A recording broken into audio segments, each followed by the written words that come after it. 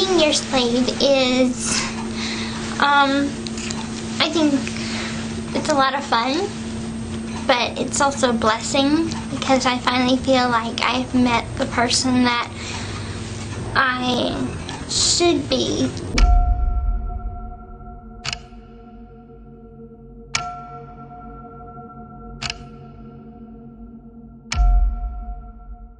Hola a todos, ¿cómo están? Bienvenidos una vez más. Hoy vamos a hablar sobre el caso de Gypsy Rose y de DDD.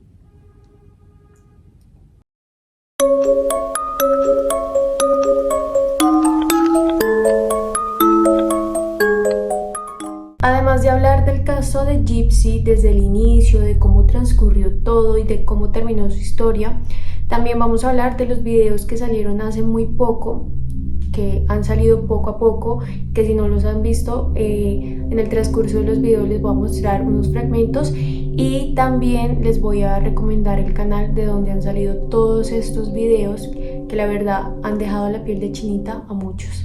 Así que quédense porque el caso está muy emocionante. Es un caso que tiene una perspectiva diferente a la que yo creo que tú y mucha gente tiene. Comencemos.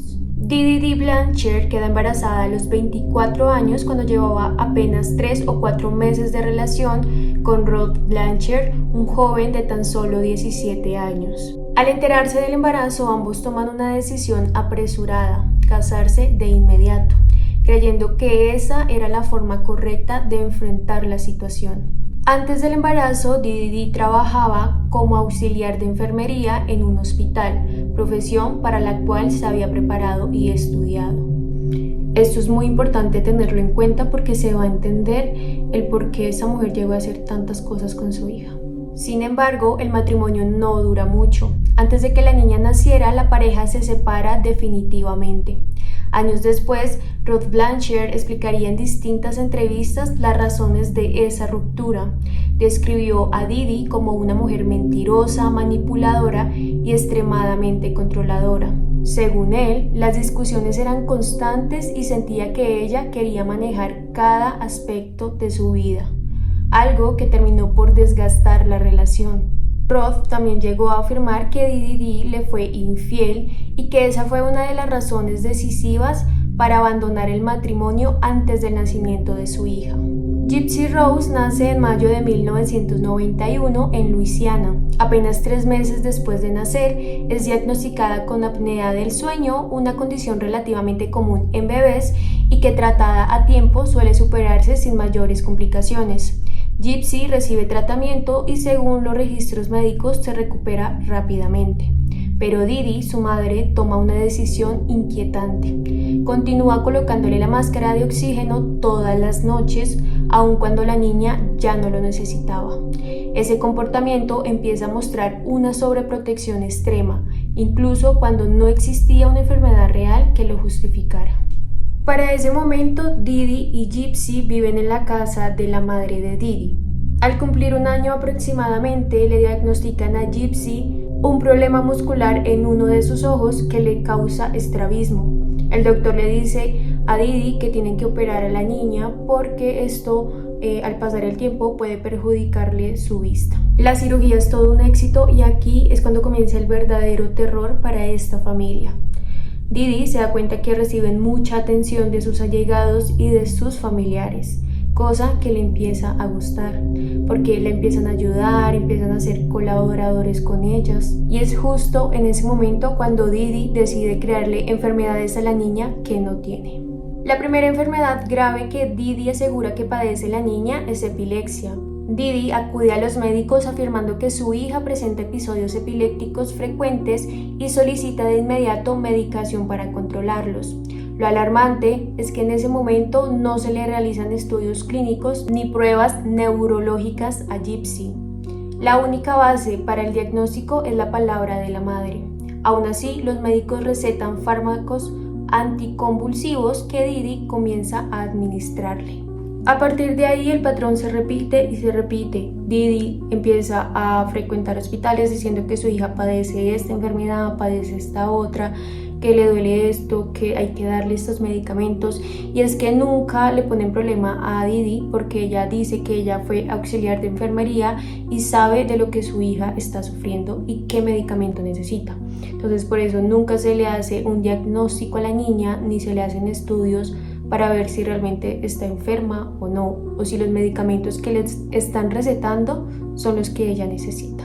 Mientras tanto, el padre de Gypsy continúa cumpliendo con la manutención y trata de mantenerse presente en la vida de su hija.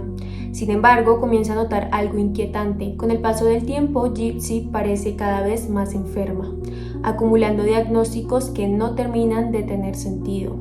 Rod empieza a sospechar que muchas o incluso la mayoría de esas enfermedades no son reales. Didi percibe rápidamente estas dudas, nota que el padre empieza a cuestionar sus decisiones y su versión de los hechos, y eso representa una amenaza para ella.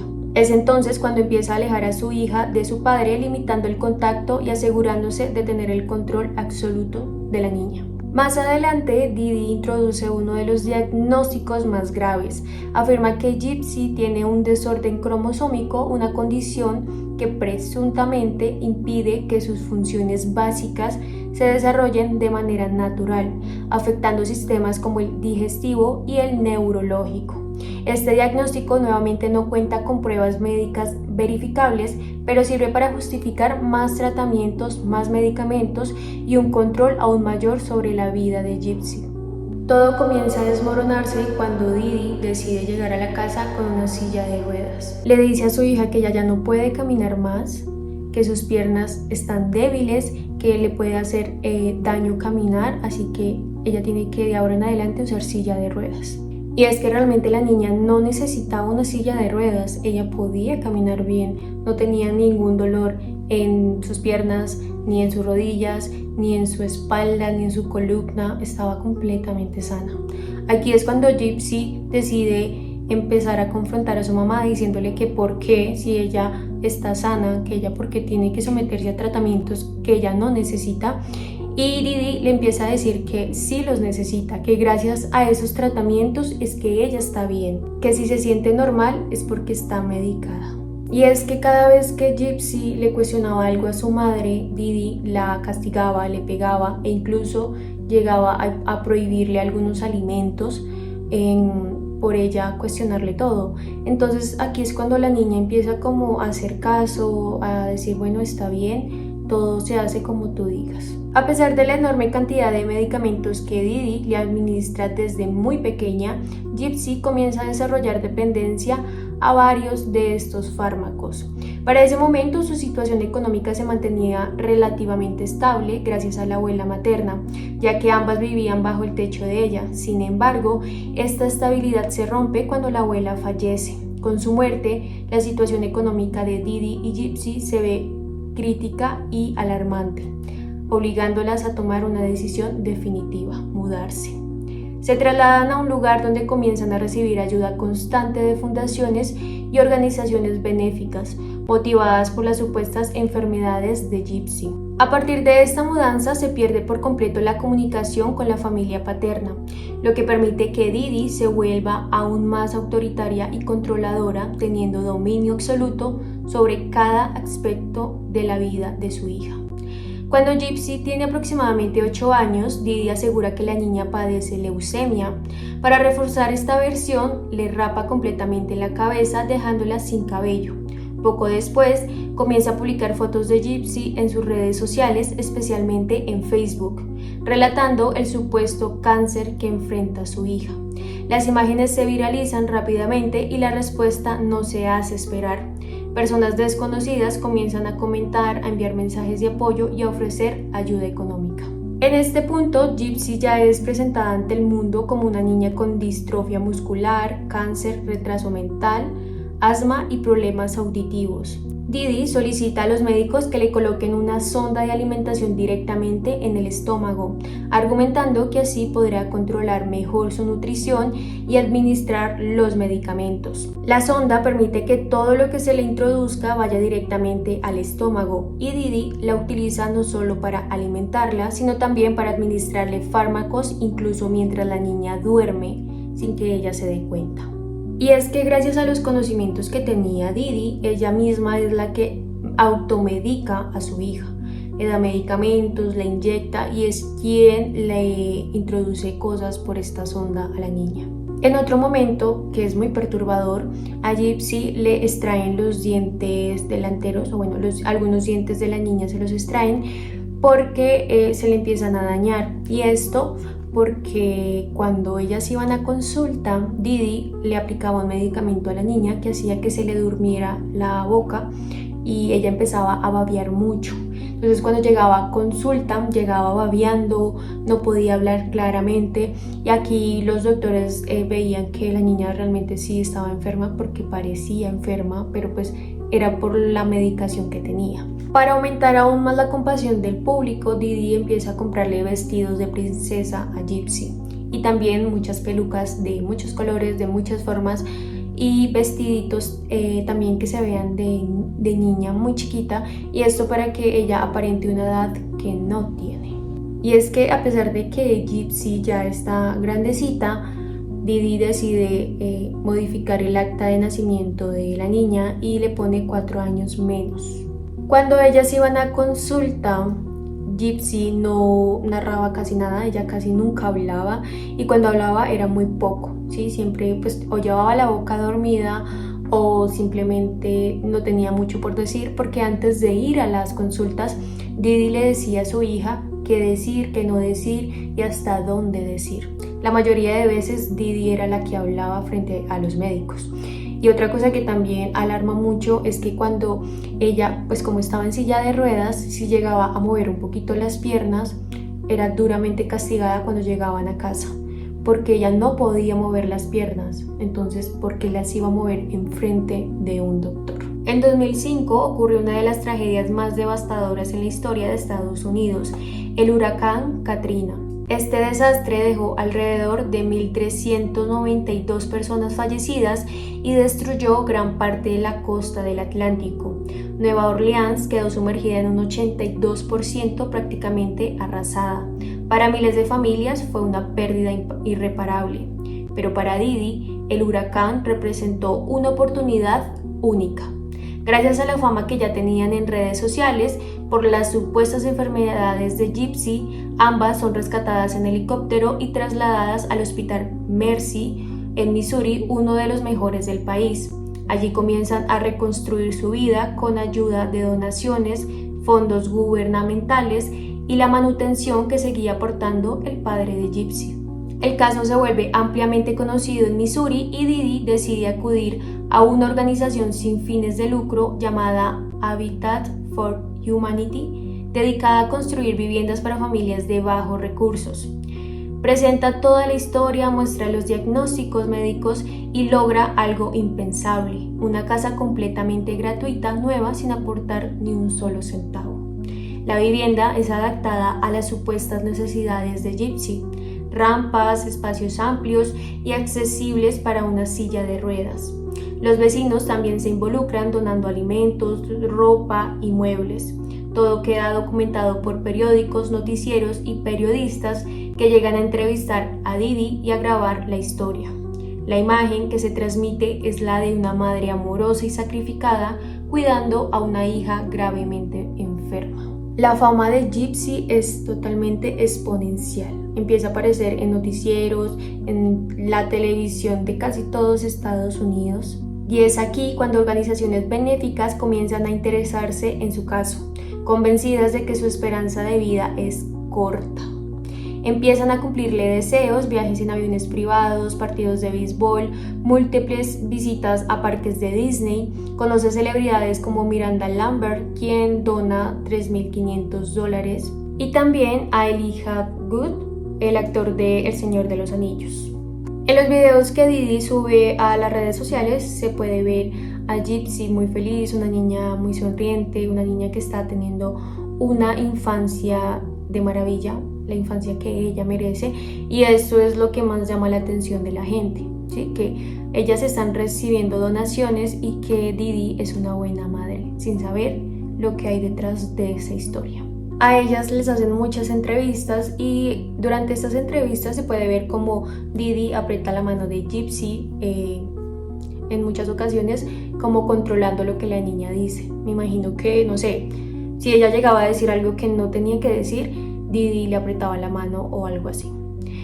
Los médicos para ese momento le piden a Didi como la historia clínica de la niña, ¿sí? Que muestre todos los diagnósticos pues para reevaluar nuevamente. Sin embargo, Didi les dice que ella perdió estos documentos pese al huracán, así que ella no tiene nada de esos diagnósticos. Los médicos deciden que van a volver a realizarle los diagnósticos a la niña para ver qué tiene realmente. Y aquí es cuando se dan cuenta que Gypsy no tiene nada, que ella está sana, que puede caminar, que no tiene ninguna enfermedad.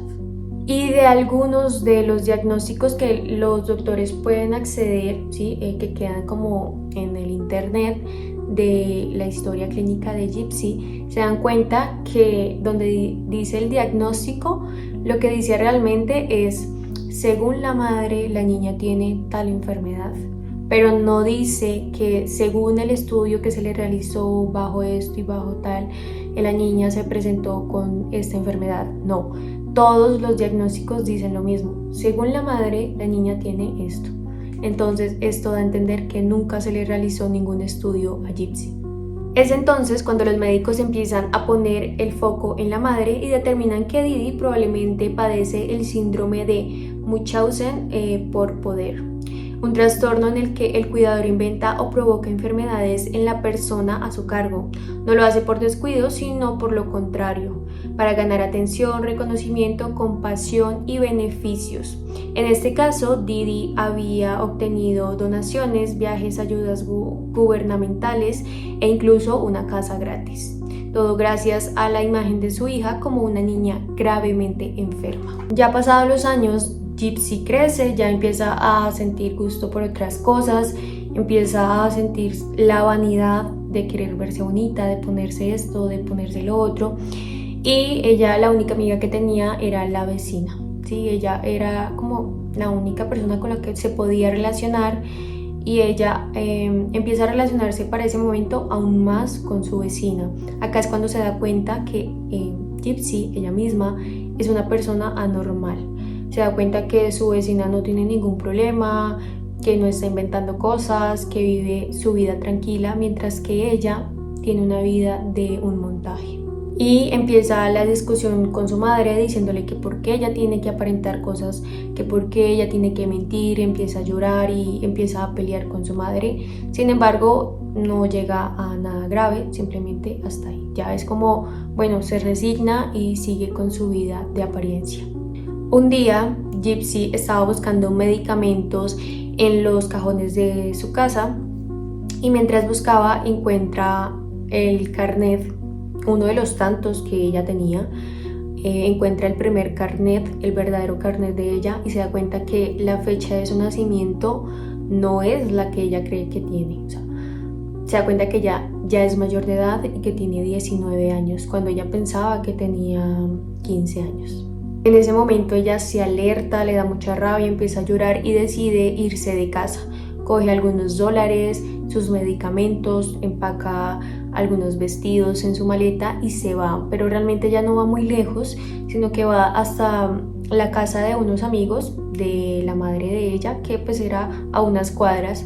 Llega allí, ellos le informan a la madre de Gypsy que ella está ahí y la madre llega, se la lleva y obviamente la castiga, la reprende y le pega y todo esto. Y a partir de aquí es cuando comienza la otra parte de la historia. Aquí es cuando ya todo cambia y Gypsy se muestra de una forma diferente y aquí vamos a empezar como a analizar la personalidad de Gypsy. Gypsy para este punto se da cuenta que está bajo un nivel de manipulación muy grande, que las mentiras y el control absoluto la han tenido sometida durante toda su vida. Gypsy recibe un computador, es su primera ventana al mundo real. A escondidas de su madre crea un perfil en Facebook y comienza a interactuar con personas durante las noches cuando Didi duerme. También abre un perfil en un sitio de citas y es allí donde conoce a Nicholas Goddard John. Para entonces Gypsy tenía 22 años de edad. A pesar de su edad, nunca había tenido una relación sentimental ni había interactuado libremente con un hombre. pues su madre siempre se lo había prohibido. Nicolás representa algo completamente nuevo para ella: atención, afecto y la posibilidad de ser vista como una mujer. La relación avanza rápidamente. Gypsy se atreve a ir más allá, envía fotos, participa en juegos de roles sexuales y explora facetas de sí misma que jamás había podido conocer. Su mente, marcada por años de encierro y fantasías, empieza a construir una narrativa peligrosa: la idea de ser rescatada como en un cuento de hadas por un príncipe que la libere de su madre. En una de estas conversaciones, Gypsy le revela a Nicolás que ella está sana, pero que su madre le ha inventado muchas enfermedades y que ella ha vivido sometida a esto por mucho tiempo. Él también le revela a Gypsy que él sufre de trastorno de la personalidad y que tiene una condición de que es una persona oscura y que no va a permitir que nadie le haga daño a ella. Y es aquí cuando a Gypsy le cae una idea maravillosa, y es acabar con la vida de su madre, pero no lo va a hacer ella misma, lo va a hacer Nicolás, su novio de internet. En estos videos claramente se puede ver una forma de manipulación. No hay que ser muy analista para entender que los videos que Gypsy le envía a Nicolás son de manipulación absoluta. Y eso se entiende porque tuvo una gran maestra que fue su madre. Su madre era muy manipuladora. Entonces se puede entender que Gypsy aprendió esto de su madre. Y es que en los videos se ve como Gypsy le habla a Nicolás, le dice que ella es su esclava, que ella hace todo lo que él diga, que ella mataría por él, que ella haría mil cosas por él. Y también dice algo que es como muy perturbador. Le dice como... bueno, no lo voy a decir en las palabras que ella lo dice, sino que para que ustedes lo entiendan, ella dice como: mi hija, cuando tenga mi hija, ella va a perder la virginidad con el hombre de la casa, o sea, con el padre de mi hija. ¿Sí? Y ella le dice esto a este joven. Well, now that explains that. It's not that I was making fun of you because you're a vampire or anything. It's because of the whole soulmate thing. Y bueno, algo que también me di cuenta, que me llamó muchísimo la atención, es la forma en la que ella habla. Ella, a pesar de que es consciente de que tiene 22 años de edad, para ese momento ella habla como una niña chiquita. Y esta voz se nota mucho que ella hace, para que se escuche así, como una niña chiquita. Es una forma que yo dije, wow, esto es manipulación absoluta. O sea, no se van a venir en contra mío ni nada de esto porque es real. O sea, no podemos decirnos y taparnos los ojos y decir, ay no, ella sufrió. No, esto que estamos diciendo en esta parte es como un paréntesis. Ella estaba manipulando totalmente a Nicolás con la voz, diciendo que ella sufría, pues digamos que eso no, pues de pronto ella sí sufrió con su mamá. También diciéndole que él era el amo, que él tomaba las decisiones, ¿sí? Que solamente ella hacía caso, y insinuándole muchas cosas para que él hiciera. Y aquí es cuando viene la parte de los videos de Nicolás. Nicolás en muchas ocasiones como que le da un poco de pena hablar de cómo ella habla, ¿sí? Porque ella siempre le dice mi rey, mi amo, yo soy tu esclava, y él le dice a ella como demonia, algo así, mi demonia sexy, pero hay una parte donde lo dice como con pena. Esto da un poco de referencia a que él no estaba muy de acuerdo con lo que llevaban, de pronto no le gustaba del todo, pero lo hacía por Gypsy.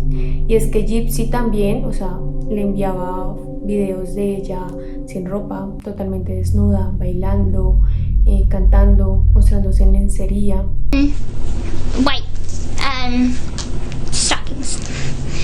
And my black hair with red tips. Okay, anyway, let's get down to... Gypsy, cuando pasa todo esto, en entrevistas posteriores, ella dice que Nicolás la agredía, ¿sí? Que verbalmente le decía muchas cosas, que él tenía una voz aterradora, que era un hombre que... O sea, que ella llegó a hacer lo que hizo por Nicolás. Pero en esos videos se ve realmente que no, o sea, la voz de Nicolás realmente se ve muy calmada. no da nada de miedo, y en una ocasión él sí llega a hablar así como con voz de grande, pero era por un papel que ellos dos tenían, ¿no? Entonces él es el amo y habla así con voz oscura, pero realmente eso ni siquiera genera miedo. O sea, yo creo que genera más risa que miedo. However, since we're doing this role playing online of the actual time when you actually meet me in person, that would be a time where you only have two choices among. Algo que también la gente preguntaba mucho era cómo hacía Gypsy para grabar estos videos, y es que recordemos, o bueno, si no saben del caso, la madre de Gypsy se medicaba porque ella sufría de migrañas, le dolía la espalda, tenía dolores musculares, ella realmente sí estaba muy enferma, sufría de estrés constante, pues por mantener esta mentira frente a mucha gente y porque su hija llevara también la mentira. Entonces la madre de Gypsy sí estaba realmente enferma y ella tomaba muchos medicamentos, muchos fármacos, algunos era de doparse para dormir y poder descansar. Entonces cuando ella se tomaba estos medicamentos, a veces quedaba dormida en el sillón, o cuando se iba a dormir ya en la noche quedaba profunda y ningún ruido la levantaba. Acá era cuando Gypsy aprovechaba para enviar todos estos videos a Nicholas sin ningún problema. Algo que también alarmó a la gente es que Gypsy se muestra en la cama de su madre, cama que más adelante les voy a decir qué pasó en esa cama. Se muestra ella desnuda con la cobija de su propia madre, arropada, grabando un video para Nicholas. Hi, my love. I am making you a special video, one that I've been promising you for a very long time. Y esto llama mucho la atención de la gente, como de que, pues, que hacía ella desnuda en la cama de su mamá, enviando un video para Nicholas, su novio de internet, y sabiendo lo que hizo después. Pero lo que causa controversia es que Gypsy en las entrevistas también confesaba que su madre siempre estaba pendiente de ella, que ella no tenía ningún momento de libertad, que todo lo que ella hacía estaba controlada por su madre, aún cuando estaban en casa. Pero lo que se supo es que realmente no, o sea, Didi sí controlaba todo lo de Gypsy, pero cuando estaban en público. Mientras estaban en casa, Didi dejaba que Gypsy hiciera lo que quisiera, ¿sí? A la final ella veía a Gypsy como una niña, y sentía que ella ya no podía valerse por sí misma, que siempre iba a necesitar de su ayuda. Entonces no era como que le preocupara lo que fuera a hacer Gypsy o lo que estaba haciendo. También hay algo importante para aclarar, y es que Gypsy no solamente tenía una relación con Nicholas, ella tenía varias relaciones en internet con varios hombres, pero digamos que nunca llegó a ser tan extrema como esta que tenía con Nicholas. Se dice que ella llegó como a insinuarse esta idea que ella tenía de acabar con la vida de su madre a varios hombres, pero ninguno le llevó la idea, o sea, no llegó a decirlo como tal, pero sí llegaba como a insinuar ciertas cosas, y también a empezar con ese juego que ella tenía con Nicholas, pero ninguno de esos hombres le seguían el juego, simplemente lo hacía Nicholas, que si miramos realmente, Nicholas también era un hombre enfermo mentalmente, o sea, él no estaba muy cuerdo del todo. Y se dice que pues Nicholas sí tenía solamente a Gypsy de novia, entonces él moría y hacía de todo por Gypsy. Ahora sí, ya habiendo analizado un poco sobre los videos, bueno, yo les voy a dejar fragmentos para que ustedes vayan viendo, para que escuchen la voz de ella, si no es que ya se los deje. Y también les voy a dejar el canal para que ustedes vayan y vean todos los videos que este canal está subiendo. Acá se los voy a dejar para que ustedes vayan y lo vean aquí en YouTube. Están subiendo aún más videos, no sé cada cuánto lo suben, pero están subiendo más y más videos de ellos dos, para que ustedes vayan también y los analicen.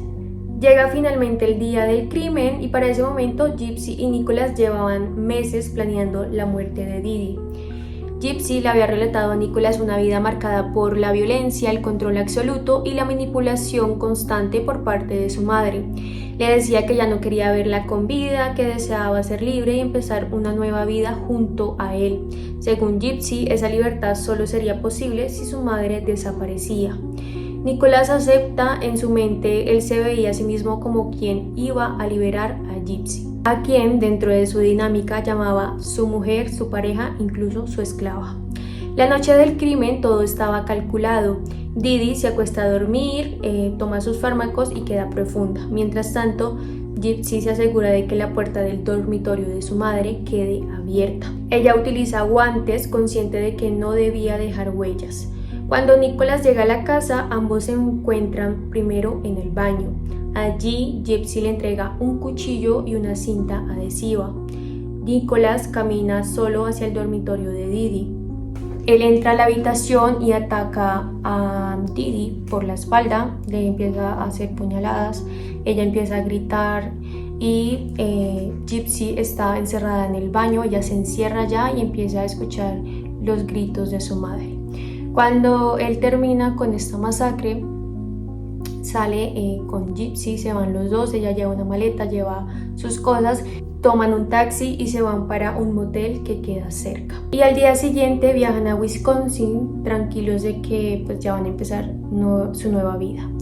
Algo que pasa en ese momento es que ellas tenían una cuenta en Facebook y Gypsy decide subir una publicación que se las voy a dejar aquí diciendo como la bruja ya está muerta. Acá mucha gente empieza a comentar como que, como así, como que no entienden, y en la misma publicación ella comenta. Les voy a dejar acá el comentario traducido. Pero para la mañana del 15 de junio, la tranquilidad de Springfield se rompe. Didi Blanchard, de 48 años, es encontrada sin vida en su casa, cubierta de sangre y con múltiples heridas de arma blanca en la espalda. El cuerpo lleva varios días sin ser descubierto. Sin embargo, lo que más alarma a los vecinos no es solo el crimen, sino que Gypsy no aparece. Creyendo que era una joven gravemente enferma e indefensa, muchos piensan que ha sido secuestrada. La gente empieza a mirar las redes sociales y se dan cuenta de los comentarios que Gypsy hizo aquí en la cuenta, así que ella pasa a ser la principal sospechosa de lo que pudo haber pasado. La pareja es localizada en la casa de Nicholas en Wisconsin y aquí son interrogados por aparte. Ella confiesa que ella no sería capaz de acabar con la vida de su madre, con voz de niña, empieza a llorar y dice que no, que ella no hizo nada, mientras que Nicholas confiesa todo. Él nunca niega nada, desde el inicio él confiesa que sí, que él fue el que acabó con la vida de Didi. El 16 de junio, Gypsy es procesada por asesinato en primer grado, enfrentando una posible condena de cadena perpetua o incluso la pena de muerte por conspirar en el asesinato de su madre. Para la comunidad es una revelación devastadora. Amigos, vecinos y organizaciones benéficas descubren que fueron engañados durante muchos años. Nadie puede creer todo esto y toda esta mentira que tanto Gypsy como su madre montaron. Para el 24 de julio, la policía muestra todas las conversaciones que tenía Gypsy y Nicholas, y aquí es cuando la defensa de Gypsy comenta que ella fue manipulada por su madre, que ella fue víctima realmente y que fue un momento de desesperación, que ella pensó en esto y que realmente fue Nicholas el que llevó todo a cabo, así que deja de ser culpable a pasar de ser una víctima. Entonces, gracias a su declaración y a la cooperación que ella tiene con los jueces, la fiscalía y todo esto, le dan solo 10 años de condena como asesinato en segundo grado. Y aquí ella ya no cumple la cadena que le iban a dar perpetua, sino solamente 10 años. Mientras que a Nicholas, aunque le diagnostican autismo y trastornos mentales, le dan cadena perpetua. A partir de la sentencia, ellos terminan su relación definitivamente y Gypsy, estando en la cárcel, empieza sus estudios, deja la adicción por los fármacos y empieza como a mejorar. Ella también toma terapia por todo lo que tuvo que pasar con su madre. Pasan los años y en 2023 fue liberada por también su buen comportamiento. Y aquí ella empezó a ser muy famosa, mucha gente empezó a seguirla, a conocer su historia, muchos empezaron a defenderla, a apoyarla. En una entrevista también le preguntan a Gypsy, ella pues si se arrepiente de lo que le hizo a su madre, y ella dice que realmente sí, que ella hubiera pensado mejor las cosas y hubiera encontrado otra forma de arreglar todo esto. En otra entrevista también llegó a decir que el abuelo de ella llegó a abusar cuando ella era una niña. Entonces dice que eso también hizo parte de su infancia y formó todos estos trastornos con los que ella vivió durante años. Ella dice que mientras ella estaba en silla de ruedas, su abuelo, como ellas vivían en la casa de sus abuelos durante un tiempo mientras la madre de Didi murió, ella dice que estando en la silla de ruedas, su abuelo la sacaba de ahí, la levantaba, la llevaba a un lugar apartado de la casa y empezaba a tocarla. El abuelo supo esto y él salió a desmentir todo esto. Él dijo que él jamás había tocado a Gypsy, que esto era mentira. Sin embargo, pues digamos que la declaración que él hizo fue como muy suave, de credibilidad. Entonces la gente dice pues que sí, que el abuelo de ella sí llegó a abusar de ella. Ella se casó en 2022 con Ryan Scott Anderson, una relación que terminó poco tiempo después de la salida al mundo exterior. Tras ese quiebre, Gypsy retomó el contacto con Ken Urker, un hombre a quien había conocido en 2018 durante su etapa en prisión. Con él inició una nueva relación que se ha mantenido estable desde ese entonces.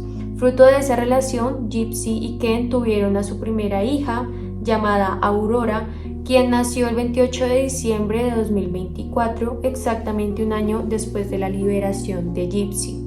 Durante 2024, la propia Gypsy hizo público su embarazo y expresó en varias ocasiones la emoción que sentía por convertirse en madre. Sin embargo, mucha gente salió a decir que su hija estaba como viviendo una vida de maltrato, como refiriéndose a que la historia se estaba repitiendo nuevamente, pero pues creo que porque vieron que policía infantil estuvo en la casa de ella, algo así, pero ella salió a desmentir esto y dijo que eso era mentira, que jamás había estado la policía allí, que nunca habían tenido procesos y que su hija estaba estable emocionalmente, que ella estaba cuidando mucho a su hija y que le está brindando la infancia que ella no tuvo. Pero algo que se ha mencionado mucho es que Gypsy es una mujer manipuladora, igual o mucho más que su madre, porque bueno, ella aprendió de eso. Yo creo que sí es muy real, de que Gypsy aprendió de la manipulación de su madre, y se dice que su pareja está siendo muy manipulada por Gypsy, ¿sí? Algo que también perturba a la gente fueron estos videos que se llegaron a ver, de cuando ella dijo que cuando tuviera su hija, el padre de la casa tenía que quitarle la virginidad a su hija. Esto es algo que tiene a la gente como pobre niña, pero bueno, no se sabe realmente si esta idea en la cabeza de Gypsy todavía sigue. Yo no creo. Yo espero que esta mujer haya tomado la terapia suficiente y esperemos que la niña pues viva sana y tranquila. Y hasta aquí el caso de hoy. Quiero que me dejen en los comentarios qué opinan. Si me hizo falta alguna información, déjenla en los comentarios. A veces a uno pues se le pasa cierta información o uno no la ve tan relevante, pero a mí me gusta que ustedes hagan parte de todos los casos, que ustedes comenten, que den sus opiniones y que creen de esos videos que han salido a la luz. Lo que yo les dije fue como desde mi punto de vista, pero quiero que ustedes también me den su punto de vista. Yo siento que Gypsy obviamente sí sufrió desde niña, pero yo siento que llegó un punto en el que Gypsy cambió totalmente, ¿no? Cuando ya ella se dio cuenta que no tenía 15 años sino 19. Yo siento que para ese momento ya Gypsy cambia totalmente y es consciente de todo. A pesar de eso, pues no la podemos culpar, porque pues su madre tuvo la culpa de todo esto. Sin embargo, yo digo que no sé, es como difícil llegar a dar una declaración acertada sobre el caso de Gypsy. Yo siento que lo que ella hizo con Nicholas estuvo muy mal, porque ella realmente lo manipuló. No podemos decir que no, porque es muy cierto, ella lo manipuló totalmente. Y eso es algo que cambia la perspectiva total de Gypsy. O no sé ustedes qué opinan. Los invito a mis redes sociales para que sigamos interactuando y que ya se hayan suscrito, y si no lo han hecho, suscríbanse al canal para que les sigan apareciendo más videos como este o como otros casos que hay en el mundo, y le den me gusta al video para que sigamos creciendo y estos videos se sigan mostrando a mucha más gente y que estos casos no pierdan voz y sigan sonando frente a todo y y a muchas comunidades. Si eres nuevo en mi canal, bienvenido, gracias por estar aquí, espero que te haya gustado el video y que te quedes por mucho tiempo. Y si ya llevas tiempo suscrito y estás nuevamente en un video mío, gracias por estar aquí y te espero para el próximo.